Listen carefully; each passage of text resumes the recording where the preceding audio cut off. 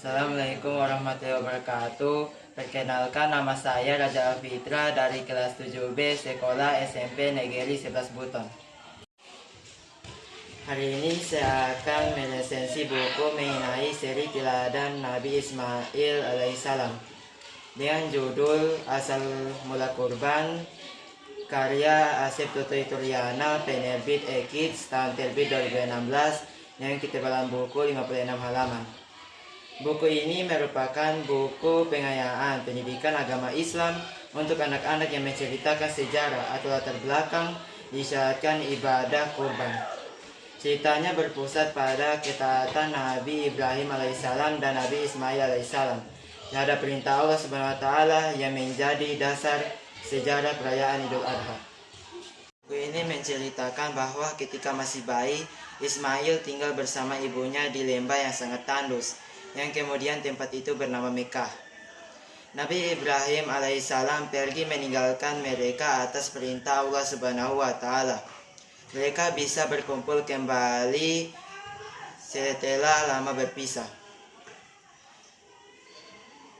Nabi Ibrahim alaihissalam tidak menyangka lembah yang dulunya tandus sekarang menjadi subur dan dipenuhi pemukiman penduduk.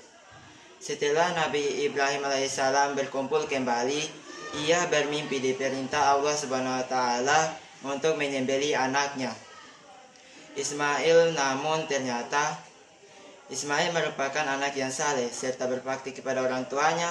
Ismail pun merelakan dirinya untuk dikurbankan.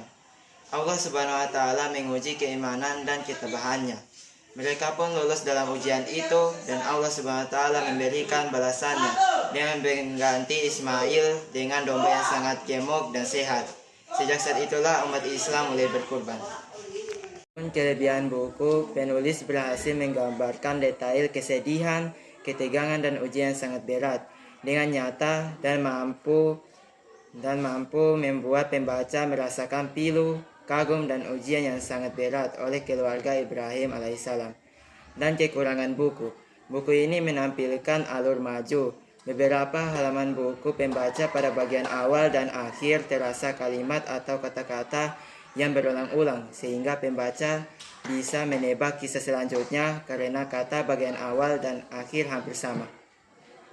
Buku ini layak dibaca oleh anak-anak tingkat SD, SMP, dan SMA karena bahasanya yang lebih sederhana dan mudah dipahami.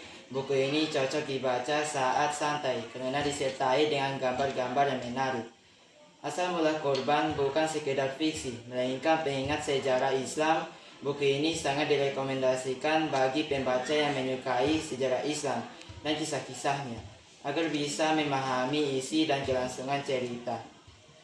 Adapun kesimpulan, setelah membaca kisah teladan Nabi ini, diharapkan anak-anak akan belajar lebih banyak tentang kekuasaan dan kebesaran Allah Subhanahu wa taala, sehingga akan menambah keyakinan mereka kepadanya, serta dapat mencontoh dan mencintai akhlak-akhlak yang baik diperlihatkan oleh para nabi utusan Allah Subhanahu wa taala.